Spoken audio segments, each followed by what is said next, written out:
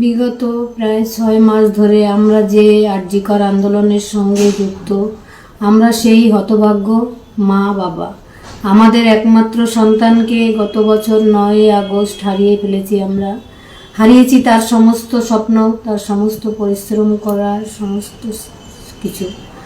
9 ফেব্রুয়ারি আমাদের মেয়ের জন্মদিন। ওই দিন আমরা সমস্ত শোক ভুলে তার বিচার না পাওয়ার 6 মাস প্রতিবাদে রাস্তায় থাকব। আমরা দেখেছি গত 9 আগস্ট সমস্ত দেশ তথা গোটা বিশ্ব, জাতি ধর্ম বর্ণ নির্বিশেষে সবাই আমাদের মেয়েকে তারা ঘরের মেয়ে বলে মনে করেছেন।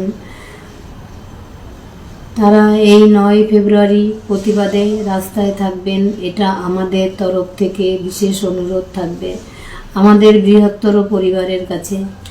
আমাদের মেয়ে MBBS পড়া শুরু করার পর থেকে তার জন্মদিন পালন হতো তার কলেজে। তারপর পাশ করার পর তার কর্মস্থল নার্সিংহোম বা মাতৃসদন বা চেম্বারে। পরে MD চান্স পাওয়ার পরে 2 বছর আরজিকর মেডিকেল কলেজে তার জন্মদিন পালন হতো। এই বছর প্রথম জন্মদিনে ও আমাদের কাছে আর নেই। আমরা চাইব 9 ফেব্রুয়ারি সমস্ত সরকারি বেসরকারি মেডিকেল কলেজ, নার্সিংহোম, সমস্ত হেলথ ডিপার্টমেন্ট তার বিচার না পাওয়ার 6 মাসের প্রতিবাদের আলো জ্বালাক।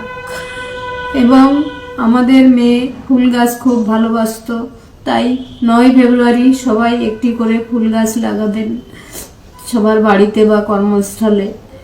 আমরা ভেঙে পড়ব না, হতাশ হব না এবং শেষ রক্তবিন্দু দিয়ে লড়াই করব মেয়ের বিচার ছিনিয়ে আনার জন্য, যতদিন না বিচার পাবো। আমাদের এখন বেঁচে থাকার একটাই উদ্দেশ্য, মেয়ের ন্যায় বিচার পাওয়ার লড়াই।